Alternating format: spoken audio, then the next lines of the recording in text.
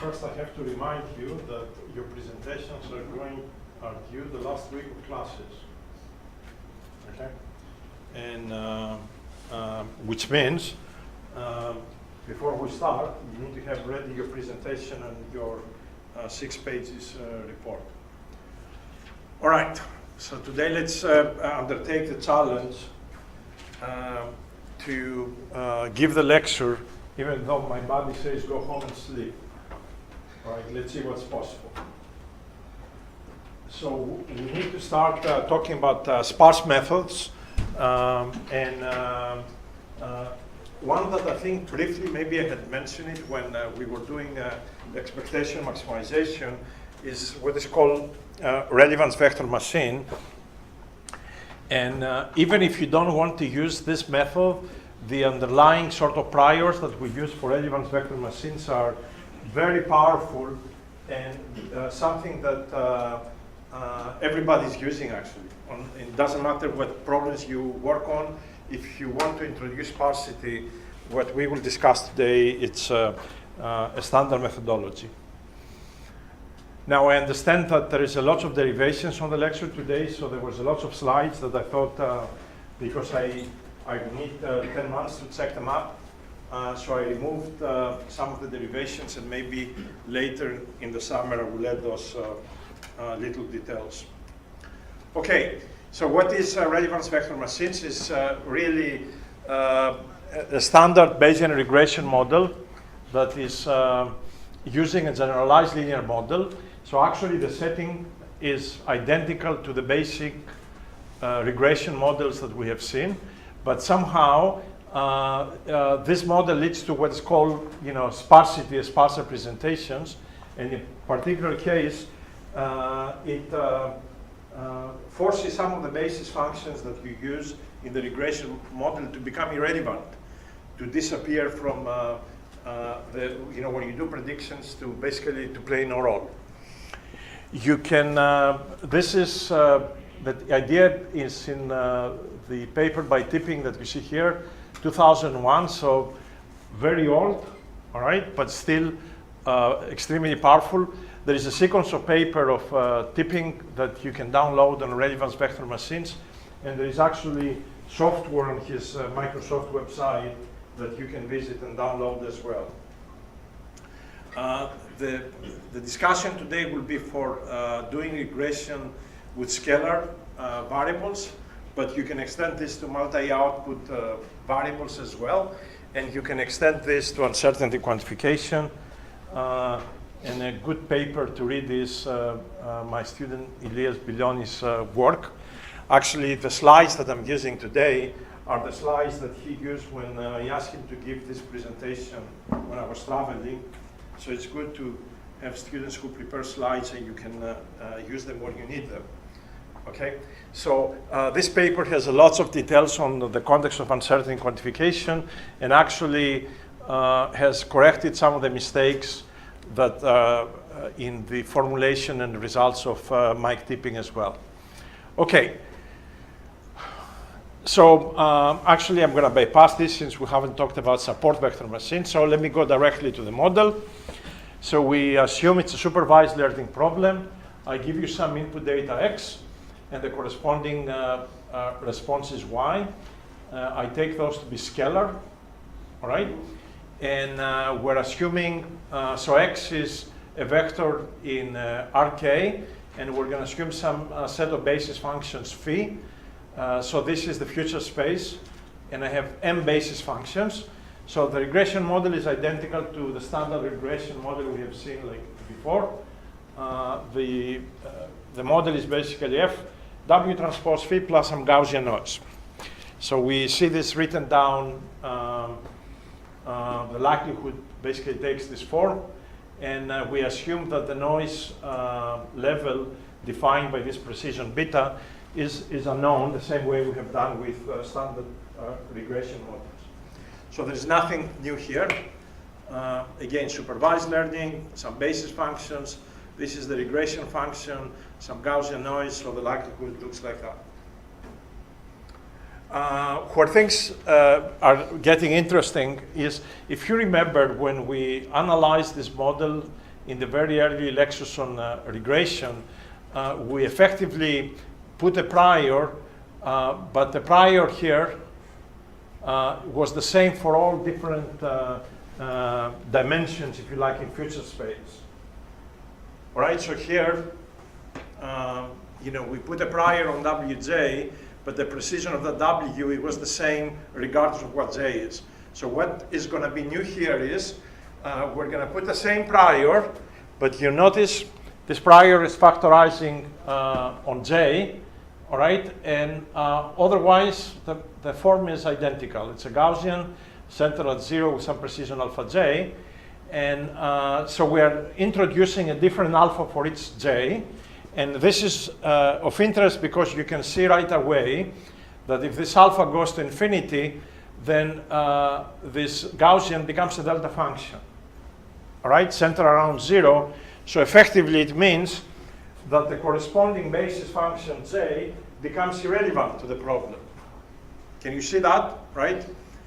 I mean, this is a delta function, right? Wj from this equation is related with theta j. So if this becomes 0, basically phi j plays no role, and that's how sparsity is going to come to play a role in relevance vector machines. Okay.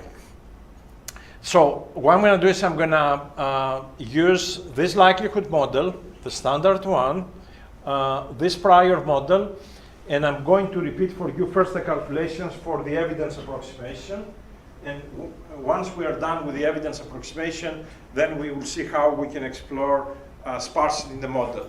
So for the next 10 minutes, everything you have seen it, except the fact that the prior factorizes over J the way you see here. Okay, so let's see the calculations, and this is something you should be able to do without me saying anything, because they are identical type of calculations that we have seen. So the posterior of the weights W is coming to be a Gaussian, and is given by this Navi's form. Phi is the design matrix, all right? So each row corresponds to each data point, and each column to a different basis function. And sigma is the covariance matrix, looks like that. It's the diagonal of alphas, okay? And again, alpha and beta, for now we take them, we know them, but they are parameters that we need to compute. And alpha, this is the difference from before, is a vector, all right? We have a different alpha for each direction in future space. Okay, so will you be able to prove this? You know, the proof is in the next few slides, but basically what are you going to do to derive this? This is a standard calculation we have seen before. Can you highlight for me what is the algebra that you will follow to prove that the posterior is given like this? Complete the square. Complete the square. So I basically take this, a Gaussian, take this, Gaussians, all right? You can actually write this as a multivariate Gaussian in m dimensions with covariance or precision basically being a diagonal. So actually, yeah, so you write P of W like that. This likelihood is, you can rewrite it as phi times W mean and beta minus 1 IN the covariance. So you expand these things. So let me just remind you of the algebra. If you do this, you expand, you get rid of anything that is not related to W, and as you can see, you recognize the quadratic term and the linear term, and you know what sigma is, or sigma minus 1, and you know what the mean is. So, so we're done. And if you don't want to complete the square, what you can do is you can use the general formulas that we discussed many times for linear Gaussian models, and you can go and just read the results directly from these formulas. So these are the general results, all right? P of x is given like that, P of y given x is given like that, and this is the formula for using Vega's rule and writing P of x given y. So P of x will play the role of P of W, and this would be the likelihood model, right? If X is given, so this would be P of T given W, and then you can go and put Y to be T, the target values, X to be W, and you can read the posterior, and there is the answer in one line. All right, you can repeat the same calculations for this new prior that we did for the predictive distribution. So remember, the predictive distribution is this integral in parameter space of the likelihood, all right? So if you knew W, and beta, this is the likelihood. Again, this T is the prediction at X. This bold T is the data at capital X, right? And so this is the likelihood times the posterior. And when you, again, Gaussian, you integrate, you marginalize, you get that the mean is given like this, okay? And I remind you M is the posterior mean because I'm going to use and the covariance, the variance here, since the little t scalar is given by this nice formula. All right, so now we have to do the evidence approximation. Again, as I told you, there's absolutely nothing new. So can you remind me what's the evidence approximation? Which is standard basically for all of these Bayesian models. So the evidence approximation will allow us to compute the parameters alpha and beta. So what's the idea? You don't have to read all of the slides. So what's the idea of the evidence approximation?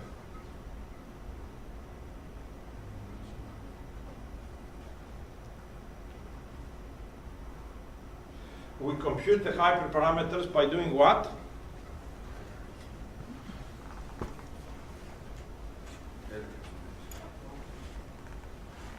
You think anybody is listening to you now?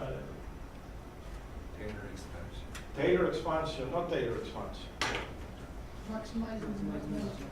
Maximizing what? Marginal likelihood. The marginal likelihood. And what's the marginal likelihood? Is basically the denominator, if you like, in Bayes' formula, where we have integrated W out, right?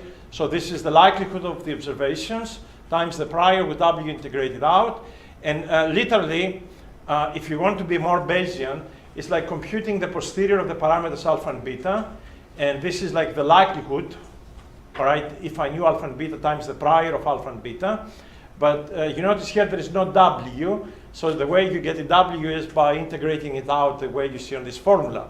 So in some sense, the evidence approximation is the same thing as finding the mode of the posterior of alpha and beta, all right? But obviously, the mode of the posterior is the same as maximizing the marginal likelihood or the evidence if the prior of alpha and beta is flat, right? It's like uniform. So it doesn't play any role in the calculation, and assuming that this marginal likelihood has only one peak, right? That there is a unique map estimate, if you like, for this problem. Okay?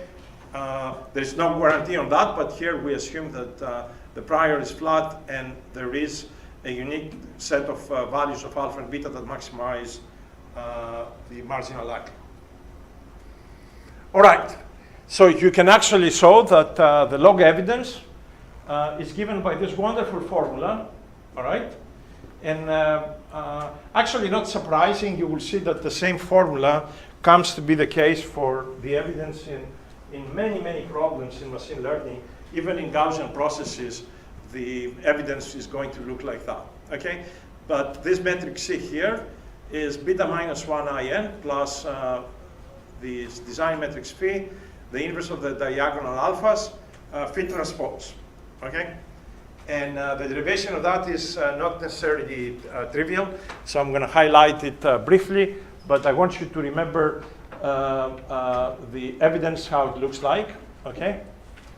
Again, C is this matrix, P is the vector of observations. So, so let's calculate the evidence, right? So we're obviously going to close the square again, or we're going to use the formulas for linear Gaussian systems. So I remind you, what we had is the likelihood given the parameters times the prior. So this is the likelihood. All right, if I knew W and beta, this is a Gaussian. The prior is given like that. And I only put the subscripts N and M here. Usually you will not see this in papers. Just to remind you that this is an n-dimensional Gaussian and this is an m-dimensional. So I have m parameters and n observations. So the calculation, basically, what you do is you take this, you take that. If you take the exponents, all right, let's say you work with logs of these Gaussians, and you look only at the exponents, so you're going to have t minus phi w or phi w minus t times the inverse of that, all right, and you keep expanding, adding, subtracting some terms. I remind you that m is what? Remind me what is m? M was what? It was the mean of the posterior, okay?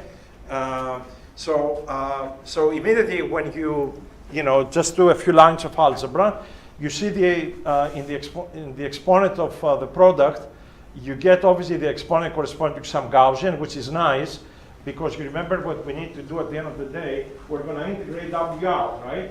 So if this is in the exponent e to the minus that, you know that when you integrate W out, you are going to get the normalization factor of a Gaussian, right? Because you remember we need to normalize, right? This is what we need to do. We need to take an integral in W. So if you know that this thing you get the exponent of a Gaussian, when you integrate W out, what you will get is you will get the normalization factor of this Gaussian with mean m and covariance sigma. So effectively, this is what I have done here. So I put first, so we had the product of these two Gaussians. I put the normalization factors for this and that, okay, including this. And then we just saw that the exponent, we get this, and then we get this term, all right? So this becomes, if you normalize it together with the 2 pi minus m over 2, that's why I put it in blue, you get the determinant of sigma 1/2. And what else do we get?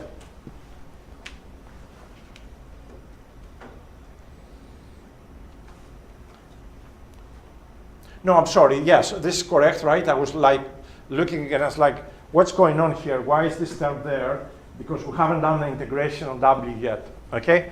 So if you write this product, you get this. If you want to write in terms of a Gaussian, is this Gaussian times the normalization factor, okay? So now if you take an integral in W, this term will disappear, correct? Right, this term will disappear. And what you get is you are only left with normalization factors, okay? And then you have this exponent and you have this nice matrix, beta times I minus beta squared, et cetera, et cetera.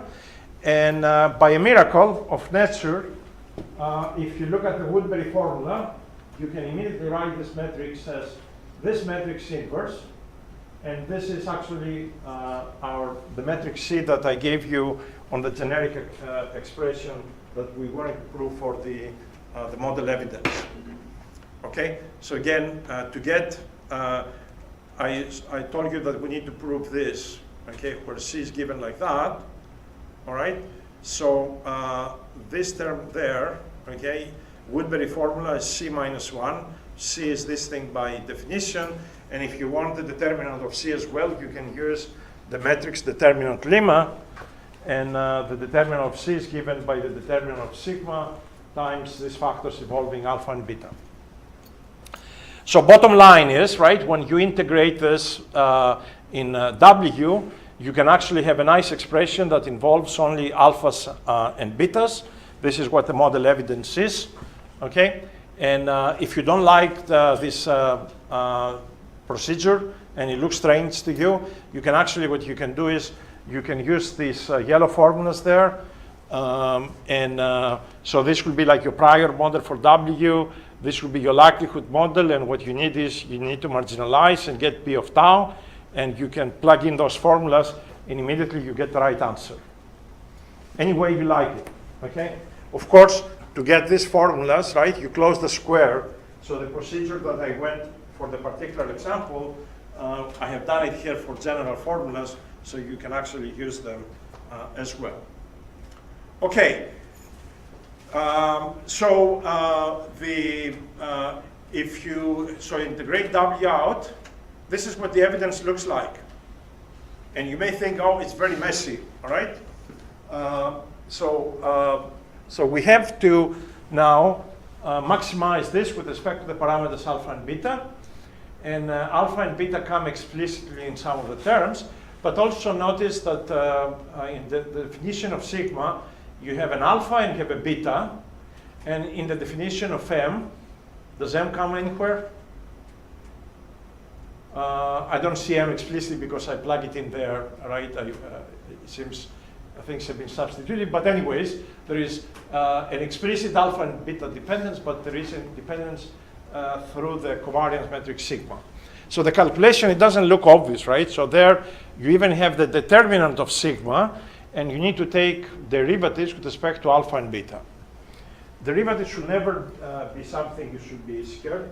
And if you look at, I think it's like one of the appendices in Bishop's book, he gives you all the formulas for taking derivatives of matrices with respect to the parameters, so it's something very handy to have.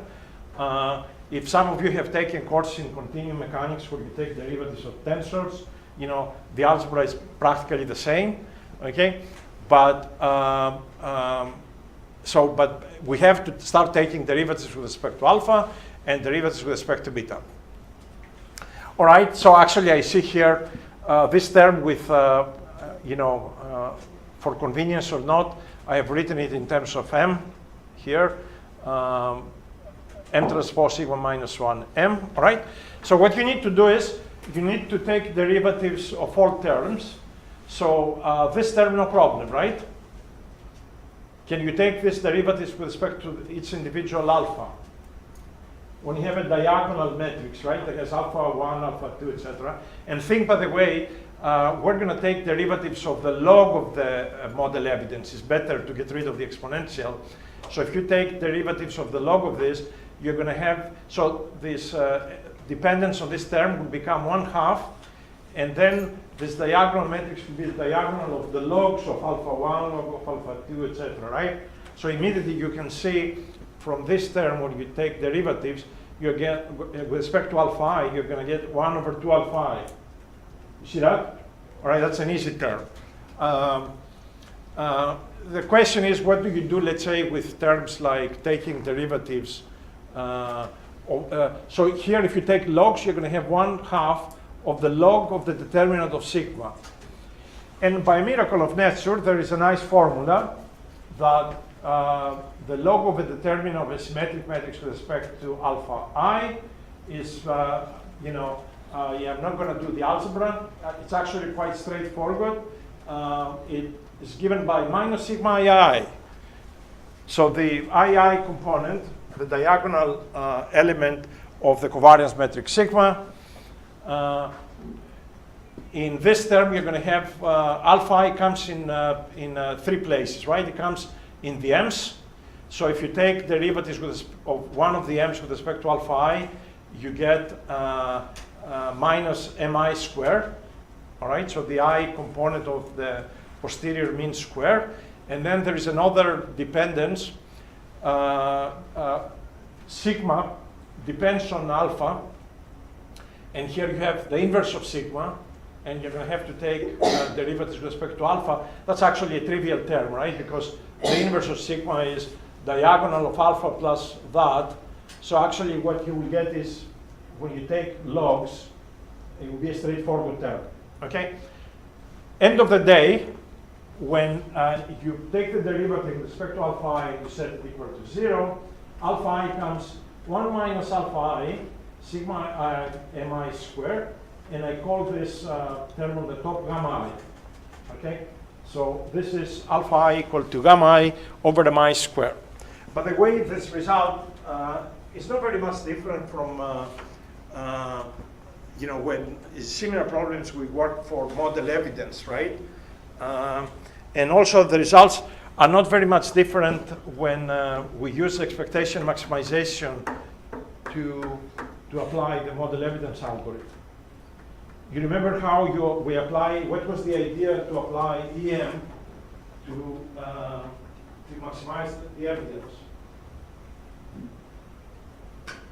In the EM algorithm, you need to have hidden variables, right? So that somehow you calculate their posterior, and then once you calculate the posterior, you find the sufficient statistics, then you maximize, and you keep coming back. So what was the idea to apply the EM algorithm in, let's say, in a problem like this? Or even actually, if I can write it clearly, in a problem like this, how did the EM algorithm come? So what were the hidden variables in the EM algorithm? The W's, all right? So, so basically, to do this calculation, right, you treat the W as the hidden variables. So if you do actually one way or another, you don't get the same answers, right? Because the EM is an iterative algorithm. If you converge, the answers have to be consistent, basically, with both methodologies. But somehow, in Tipping's papers, he advocates, obviously, if you have the analytical derivative, right, this is what you need to use, not an iterative procedure. But if you somehow don't, algebra scares you, you can apply the EM algorithm and get something similar, but you would need to iterate. But the way you notice, you have to write these algorithms and run them to self-consistency, because alpha I comes here and alpha I comes there, right? That's typical, like on these EM algorithms. Okay, and the calculation for the update of beta is given here. All right, again, just algebra. You take derivatives with respect to beta, and some manipulations using the definition of the gamma i's. What you get is that beta nu inverse is given by this square error there divided by n minus summation of gamma I. And actually, even this formula should not look very scary to you, because this formula, what does it remind you the way it looks like? Looking at that formula, just by the structure, you remember when we were talking in the past about effective parameters, in regression? So this is the noise in the model, right? It's like if you were doing a multivariate Gaussian, right, and you want to find an MLE estimate for the covariance, you have something like this divided by n, or by n minus 1. All right, so you see that it's basically the results are identical. So this thing here plays the role, effectively, if you like, of the effective parameters in the model. All right, so we have update formulas for alpha, update formulas for beta. I haven't said anything yet about the relevance determination or how we explore sparsity. These are rather complicated formulas, but here is the algorithm. If we just stop where we are, you're going to start with some values of alpha and beta. You're going to calculate the covariance and the mean of the posterior.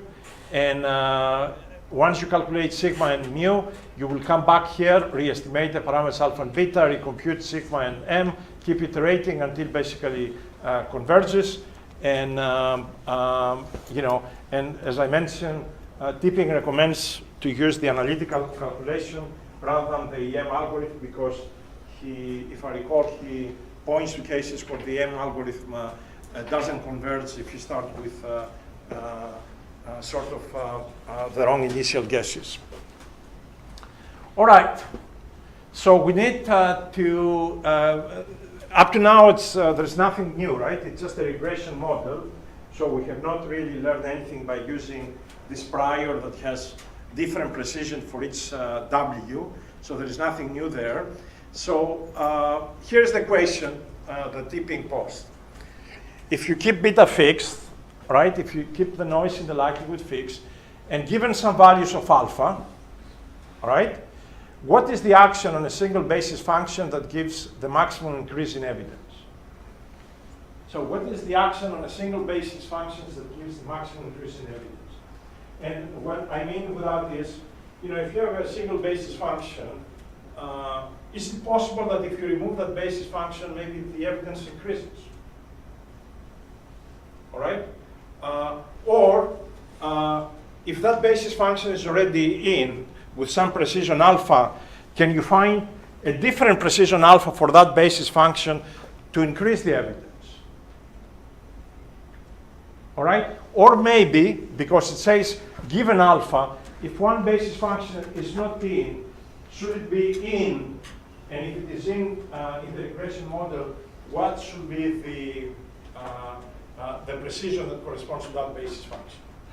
So effectively, here what we're asking is, can we find a smart way where we figure out which basis functions are in or are out from the model using only one single criterion, which is to maximize the evidence, right? So we will look what effect does it have in the evidence by either changing the alpha of a basis function who is already in the model, or maybe by asking, should that function be out?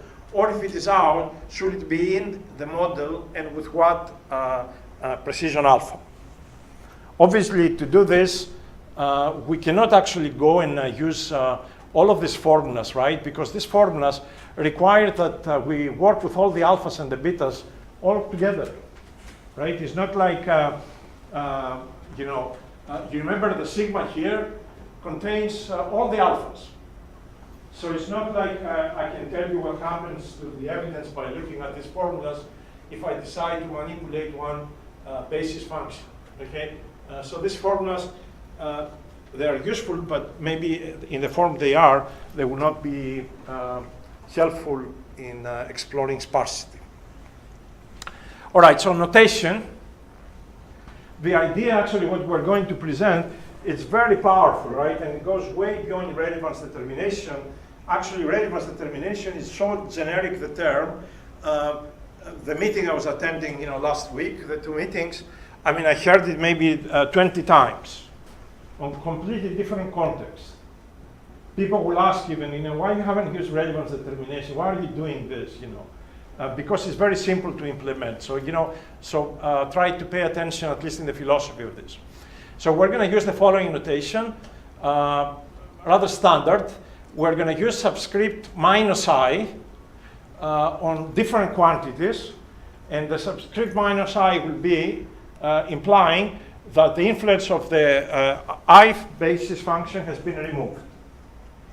So whatever quantity I have with a subscript minus I means the effect of the I basis function on that quantity of interest has been removed out. So for example, if I write alpha minus I, you remember the alphas are the precisions that we used in the prior, so it means the alpha I here is missing. Okay, there's no alpha I there. Similarly, if you write phi minus I, means the ith column of the design matrix, right, corresponding to the ith basis function, is not there. Similarly, and more interesting, if you look at C minus I, you remember the metric C was coming in computing the model evidence. So C minus I will actually have in the design matrix the if basis function removed, but also on this diagonal of alpha, the ith row and column, because the diagonal matrix will be missing. The idea is if somehow we can compute these quantities, right, we will be able to find the effect of introducing the ith basis function in the model in the context of evidence. So we will be able to say something about that, assuming that actually these quantities can be recalculated effectively without sort of recomputing everything from scratch. Because if at each step in the algorithm you have to calculate everything and invert this, it's just not going to work. We need sort of update iterative formulas that they are very you can, like, will be sort of rank 1 updates, if you like, that we'll be able to implement efficiently. So, so similarly, we had the formula for the evidence, right? So if you look here, the formula for the evidence where all the basis functions have been included, but not the ith basis function, basically the only thing you have to change, instead of c, you put c minus I, right? We include all the basis functions, but the ith basis functions in the calculation of c, all right? So remember all of this, okay? The algebra will look tedious, and I will say as much as I can, all right? But again, good things usually come when you don't get scared of doing the algebra, because if you only look at, say, nah, it's too complicated, well, it's too complicated, everything in life is complicated, but if you go through them, maybe something will come out that is not going to be complicated, all right? So, and here is the very nice result that is not complicated at all. If you try to calculate the evidence, where you incorporate all the parameters alpha, so all the basis functions are in the model, you can show that the evidence is actually the evidence where you include all the basis functions, but the basis function I, plus the evidence that the contribution that comes only from the basis function phi, nothing else. So you can look at this little epsilon there, and it is only a function of the if basis function, of nothing else. So effectively, this formula on the top, what it does is, it eliminates the influence of the evidence of its basis function. All right? So we can write the effect of the basis function phi is the contribution is basically, you can see here where is the difference, if you like, of the evidence where everything is included minus the evidence where the ith basis function is excluded. But we have an analytical formula that is given by this nice quantity. And there is these variables Si and Hi, and I'm defining them here explicitly. Si is phi transpose, C minus I minus 1 phi. By the way, this calligraphic phis, they are not the basis functions. You know, these are. You remember when you look at the design metrics, right? There are two phi vectors. If you look one for each data point, right? And then if you look at each column, okay? So this is different from the phi that I had before, all right? So basically, this is comes from the column of the design matrix phi, and C minus I is the C matrix that I had, where the ith column basically you can see here has been removed both from the this diagonal of alphas and from the design matrix phi. All right, the proof actually, just to give you a sense, right, that these are not magic. The derivations are literally one line. You can take the general formula for C that was given like that, and then you know what I do is, look, I take, okay, this term is the same. I'm going to write phi as phi minus I, all right, plus the column I, all right? And then I'm going to expand the diagonal of alpha to the diagonal of alpha minus I inverse, all right? And then for the ith component, I'm going to have alpha I inverse. All right? And you know, you may say, you know, why you didn't insert this in between, you know, you put it at the end, because obviously the algebra looks simpler written this way. So I put everything on the top here, and then the alpha I inverse, I put it there. And similarly, if you transpose, you write it like that. If you expand it, you actually get directly that C is this nice formula, okay? So basically, the C that you need here, you can write it down as C minus I, and it will give you this evidence, all right? And then you have this additional contribution from phi, and that will give you epsilon of alpha. Okay, so just simple algebra. All right.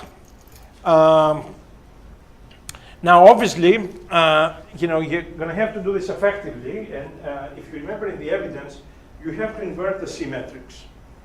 All right, so you have basically to invert this calculation here.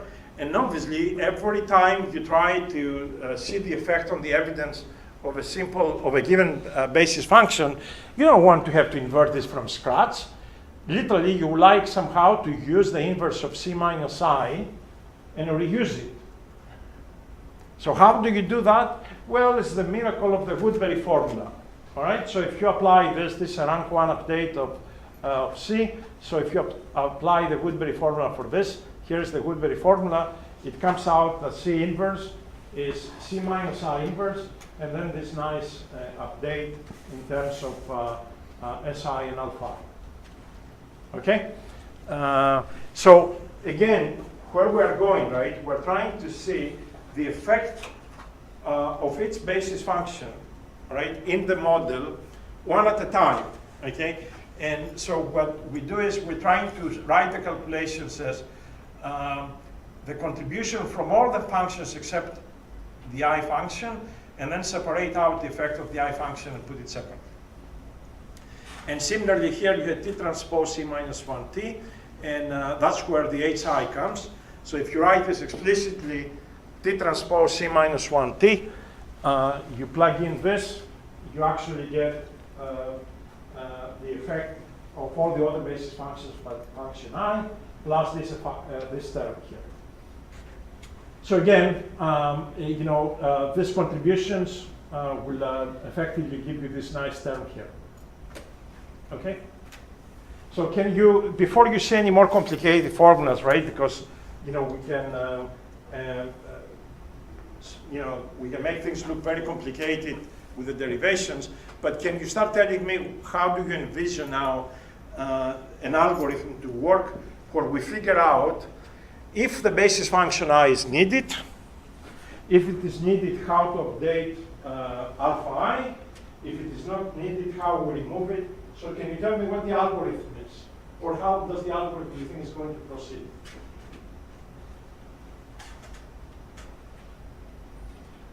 I mean, of course, you can start calculating the effect of each basis function one at a time, right? But one way or another, somehow we're going to have to calculate this for all the basis functions. Because what we need is, we need to find the effect on a particular basis function that maximizes the evidence. So we cannot do it, iteratively start playing with its basis function, hoping that at the end the algorithm will actually converge. So what we need is, we need to take this and figure out what actions on alpha I will actually do what to this big term epsilon of alpha I.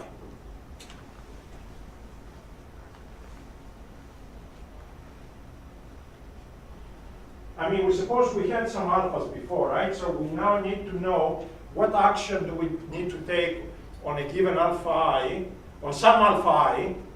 We don't know what I, but we need to know what do we have to do on the basis function I so as to maximize the evidence. So obviously we're going to have to recompute this for each basis function and then start comparing them. But for each basis function, there will be three actions. What is the increase in the evidence if we remove it? If it's already in the system, how much the evidence will increase if I modify alpha I, and then maybe is the evidence going to increase if I get rid completely of alpha I? When I mean of alpha I mean of the basis function corresponding to alpha I. So, so let's see what the algebra is.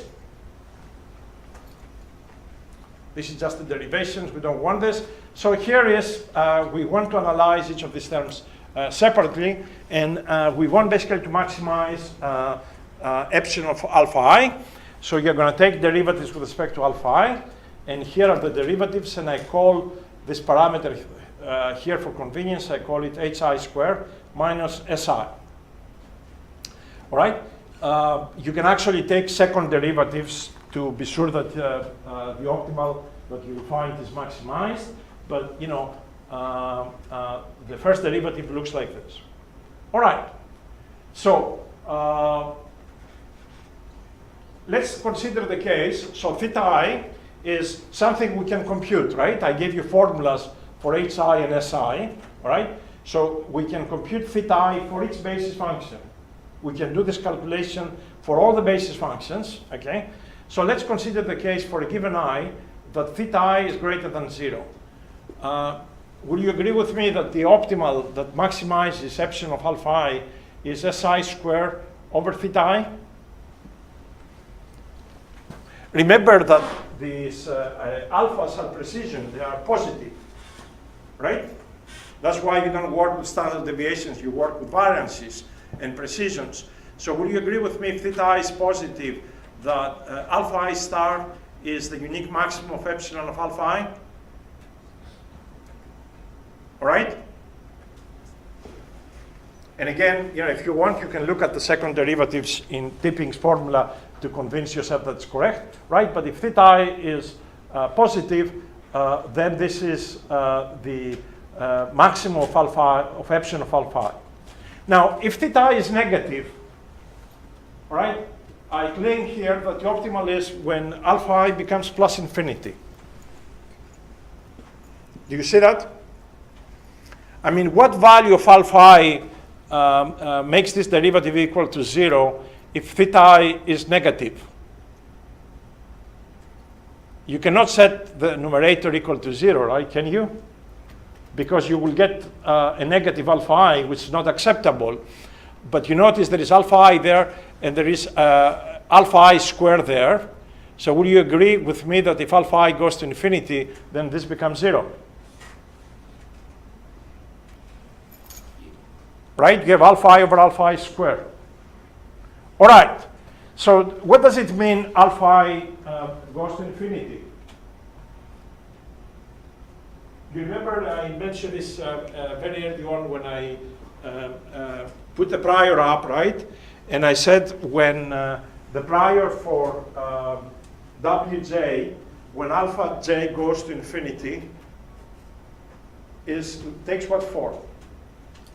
Delta function, all right? So it takes delta function, which means delta function centered at 0 means that function is out, okay? But it's out sort of in a nice way. You don't say, do this, do that in a sort of arbitrary fashion. You just maximize this nice thing for all basis functions. And obviously, these actions that you see here are actions that potentially you can take for each basis function, right? So you do this for all i's, and then you will ask, when you do this, from all of these actions, which action actually will maximize this, all right? And then you say, I am going to do this action for this basis function, and then you continue in that process, in the algorithm. So here's the whole algorithm. We will do this for each I, right? So if, let's see what it says here. If theta I is greater than 0 and alpha I equal to plus infinity. So what does it mean this? Don't read the rest. What does it mean this? If theta I is greater than 0 and alpha I is equal to infinity. So what does it mean an alpha I is equal to infinity? I mean, I'm having all the cases now, all possible cases. What does it mean an alpha I goes to infinity? It's equal to infinity. Means that the basis function I is squared. It's not in the model.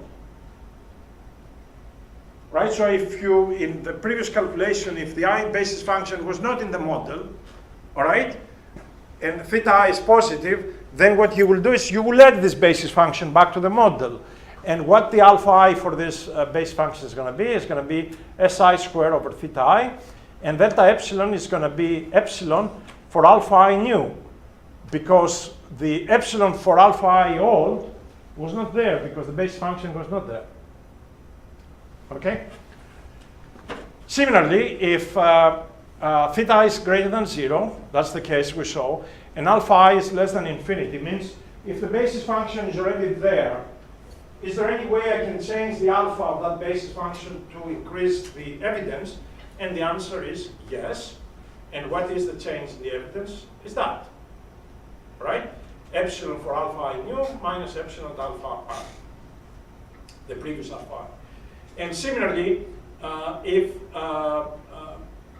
theta I is negative, all right, and alpha I is less than infinity, means if the I basis function is already there, but what I compute is that theta I is less or equal to 0, then the I basis functions will disappear. So the alpha I nu will become plus infinity. So basically from being a basis function there now, it will be removed from the model. And the change basically in the contribution to the model evidence would be minus epsilon alpha I. Why? Because the evidence from the new action will not be there since the basis function will be removed. Makes sense, right? So again, 3 steps. For each I, if the basis function is already there, you will either update the value of alpha I, or you will remove the basis function. If the basis function is not there, the only action actually is to, the only action that changes the evidence is to bring it back with this alpha I. Okay? All right. You can do the same calculations for beta, and again, the algebra is more complicated, and you can read Tipping's book, Tipping's papers on this if you want. But basically, if you're going to optimize, so effectively what you have to do is take the alphas fixed, all right? So in the previous calculation, you keep beta fixed. Now take the alphas fixed and do an optimization on beta. You just need some matrix identities for derivatives, and the calculation is sort of, it's straightforward. It's just that the formulas, they require some algebra. All right, so here's the whole algorithm. You initialize the noise in the model and the precisions in your prior, all right? And you can put some of them to be infinity, so maybe you select some functions not to be there, okay? You compute the covariance and the mean for, this is from the posterior of W that correspond to the model, all right? But remember, when you compute sigma and m, you compute it only for the basis functions that they are in the model, all right? But however, those little si's and the hi's, you compute them for all the basis functions. The ones that they're in the model and the ones who are out of the model. Because you're going to have to take action depending on which basis function maximizes the evidence. But sigma and m are only computed for the using the basis functions that they are in the model. So you evaluate theta I because you remember we base our equations on if theta I is positive or not, and we find the basis function I star and the action corresponding to that basis function that provides the maximum increase in evidence. All right? So we had the 3 criteria before. You evaluate them. You find which action on which basis function in or out of the model maximizes the evidence, and then you perform that action, and that takes care of the alphas. Once you take care of the alpha, you can estimate the noise beta, and then since you updated the basis functions, you're going to have to recompute the parameters of the posterior of W. Sigma and m, again, you only evaluate them for the basis functions in the model, but you evaluate SI and HI for all the basis functions, and you come back to updating of the alphas, updating of the betas, and you continue until iteration. Obviously, you realize, right, that the training process here, it is, it may take some effort, especially if you have a lot of basis functions. But the good result is, right, that in most problems where this relevance determination is applied, you may have as many as 50% of the basis functions disappearing. And by the way, the same algorithm, you can do this for neural networks, or you can do this for Gaussian processes. Just any sort of method that takes priors on the parameters. If you apply, when you say I do relevance determination, means you apply a prior that induces sparsity, right? And that's what we have here. So here's an example. We're trying to fit this function sine of x over x, all right? And all the dots that you see here, all right? All the dots that you see here are data points, and is using basically a Gaussian basis function centered on each data point, just to emphasize what relevance determination manages to achieve, right? So you can think, I don't know how many points we have here, let's say 50 or something. So the problem has 50 basis functions. But when you apply relevance determination to this, the only basis functions that stay on the model is this, like a Gaussian kernel applied here, 1, 2, 3, 4, 5, 6, 7, right? So, and these are the relevant vectors, basically. So out of the training data, only 7 are needed to describe this function sine x over x. Quite nice. All right, and you see this in one dimension. Imagine you do this in 50 dimensions, or 100 dimensions, or 1,000,000 dimensions, if it's a neural network. So in that case, you can really achieve a significant reduction. So there is a comparison here with support vector machines.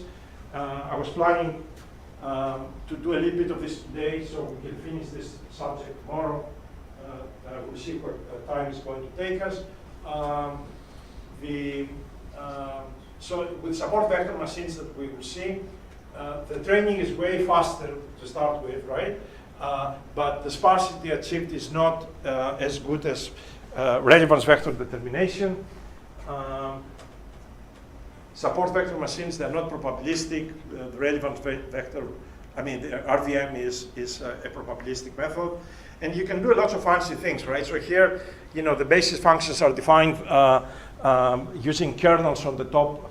There's one basis function basically for each point, just to emphasize, in the case of many, many data points, this, if you have 1,000,000 points, you're going to have 1,000,000 basis functions, but RVM is actually trimming you down to a few, only 7 in this case.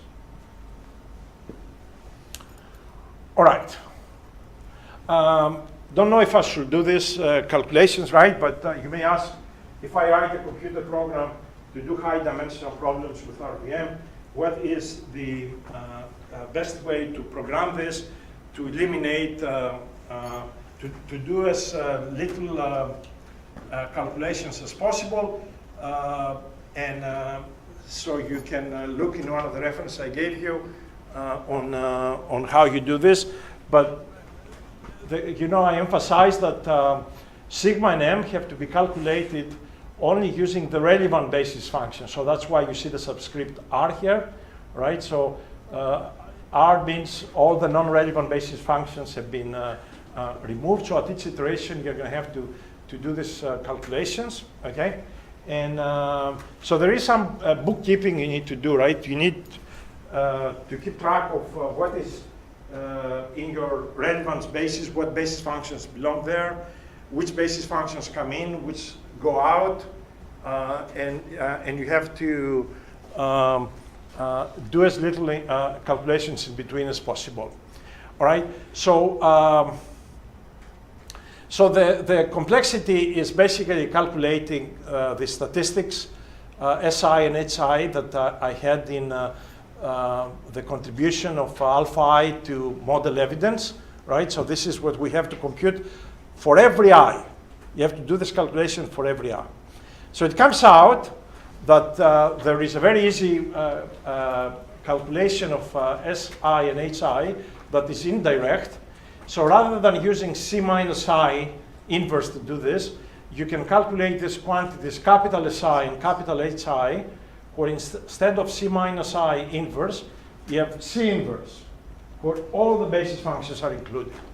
And you can show that this little s and this little h are connected with a capital S and capital H by these nice formulas, all right? And you can show that a calculation of SI and HI are given by these updates. Again, let me not go through all this algebra, right? But you remember there were 3 steps, right? Either you have a basis function that you're going to modify the alpha, or a base function that it's in that you're going to move it out, or a base function that's out and you're going to put in. And the actual the smart implementation with fast updates to do this are given in the next 3 slides. Originally, lots of these calculations were reported in another paper by Tipping and Fall. And when you check that paper, there's lots of mistakes on the subscripts, on the different formulas. So if any of you is reading this, be sure to compare notes and check the formulas out. Okay. So anyways, this is the details for adding a base function, for deleting a base function, and this is the details for re-estimating things. Okay. The formulas may look complicated. When you take a few minutes to actually do the derivation for each of this, you realize they are just, it's algebra, right? There's nothing substantial there. Okay, you may ask, your problem is, you want to use this idea, but your problem is not a scalar variable. Maybe, your problem is a stress field or a fluid field. It's a multi-output system. So can you extend this to multi-outputs? The answer is yes. The same way we work on a scalar f.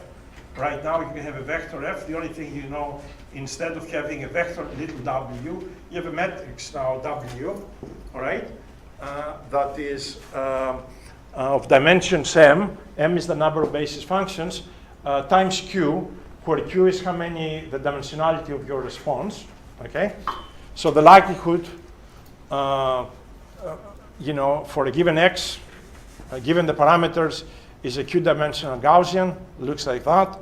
I'm just only going to highlight, so the prior looks identical as before. All right, so you can write, eventually modify simply the posterior, and everything sort of looks identical as before. It's just that instead of, so this, the mean basically is now a matrix mean value, if you like, and the predictions for a given new x, the predictive distribution has a very similar form as before. Again, instead of little m, you have a capital M. But here is the tricky thing. It comes out, if you have a multi-output problem, that the evidence splits over the outputs. So, it's like you calculate the evidence for each output dimension, you just add them up, and you get the evidence for the whole problem. Okay? So the idea here is everything we learn on actions on the evidence, all right? Now you're going to have sort of to do the same thing and add the results for all dimensions q. Really, the algebra is practically identical. That's the main difference from what we did before. All right. And since I showed this slide, let me just put it up.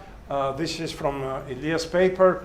You remember, it says here basically, before you apply relevance vector machine, and in principle, this is true when you do regression for any data set.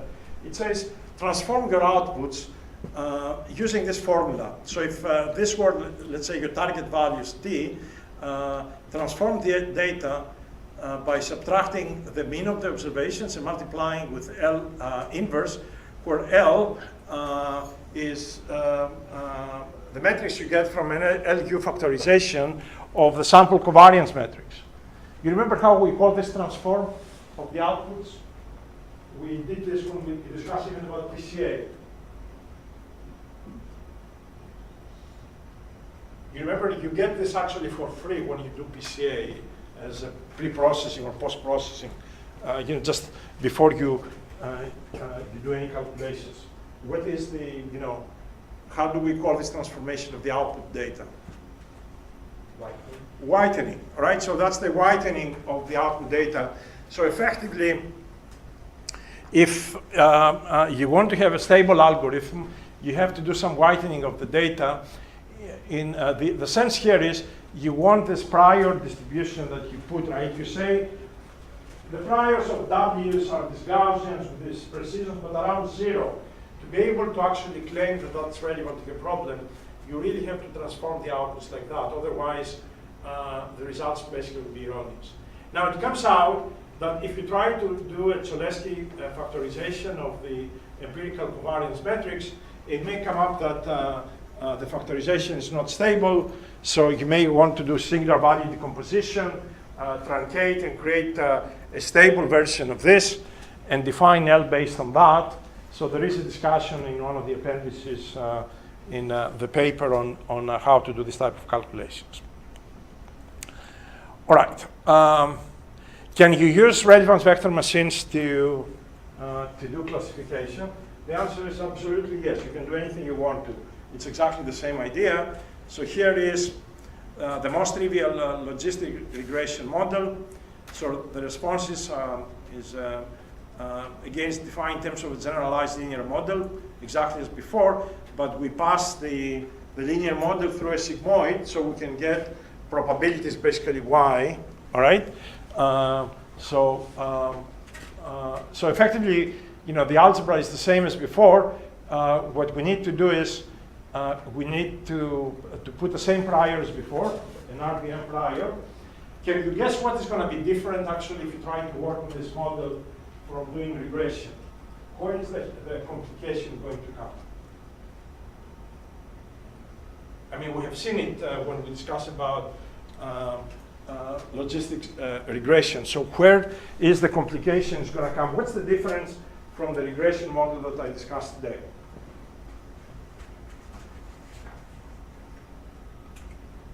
I mean, I remind you, right?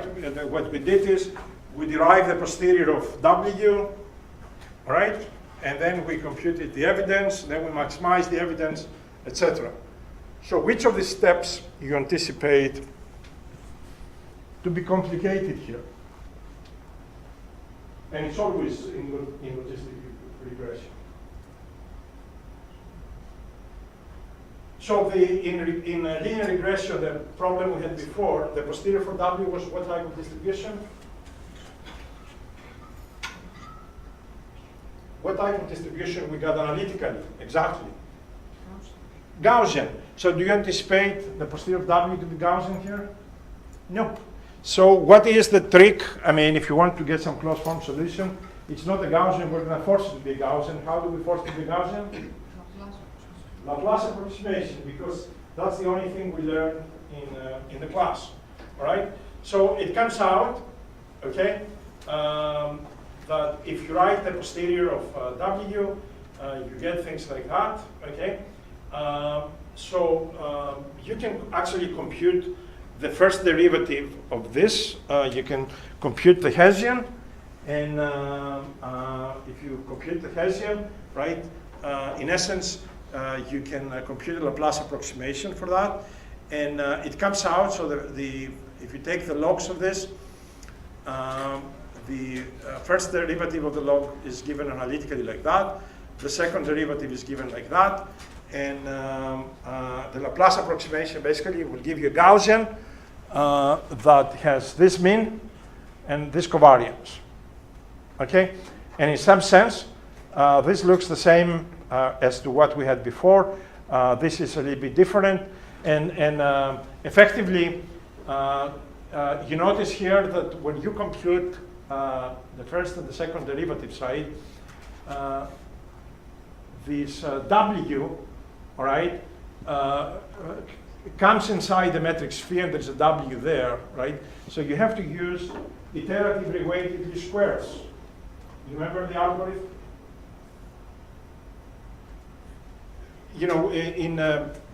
linear algebra, right? What is the, what was the iterative weighted least squares method? We were updating basically W to find you remember to do a Laplace approximation, you have to find the mode of the posterior, and in that mode you have to find the curvature, right? That's given by the Hessian. So how do you find the mode of this? What's the algorithm? What's the algorithm to find? If you know on this, you know the first derivative, you know the second derivative. How do we find? How do we find the mode? We use basically stochastic optimization, and in principle, what was the algorithm looking like? Like W nu equal W all minus what? The gradient times what? The inverse Hessian. That's what iterative least squares is, okay? And we call it iterative weighted least squares because it looks like a least squares problem, but the weights have to be updated in every iteration, the functions of W.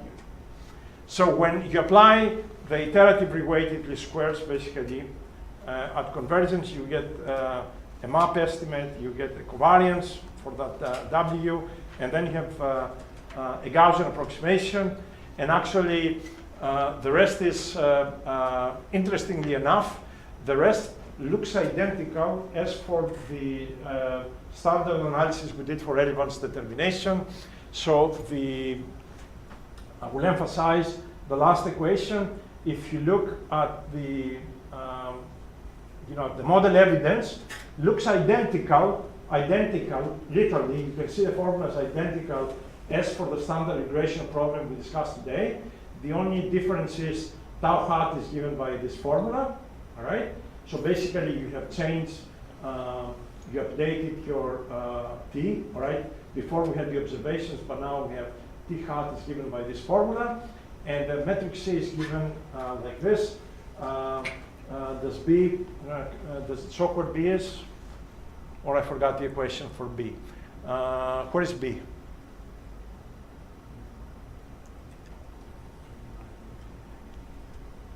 In the previous one, you were saying it's an n by n diagonal matrix with elements.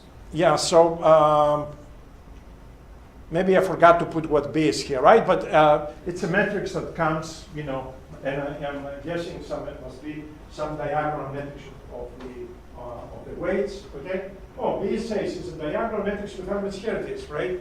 Actually, we have seen already this. So it's a diagonal matrix that is given by this literally covariances, right? Because Y's are probabilities. So this is the variance of the Predictive distribution. So the matrix B has these diagonal elements. Okay, nice. Effectively, when you do the Laplace approximation to get the posterior of W, at the end of the day, the model evidence looks like this, with some redefined matrices C and tau and vector tau.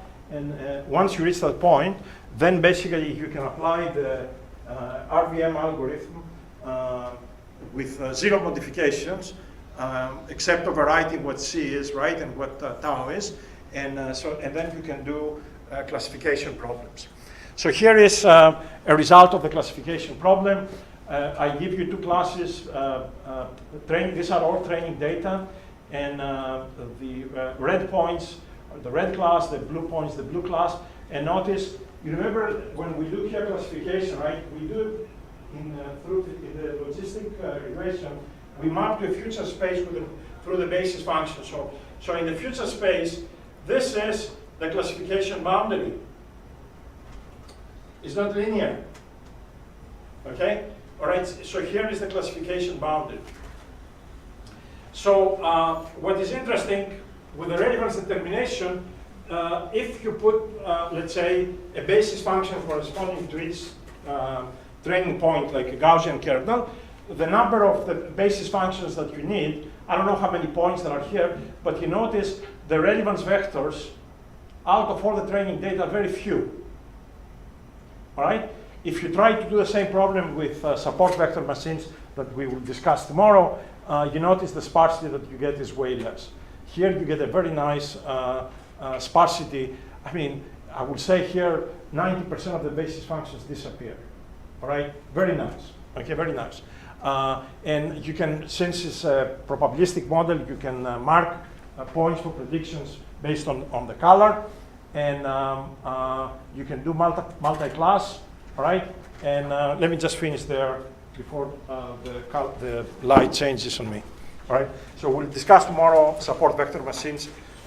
Maybe not everything, but we'll try to finish the subject tomorrow.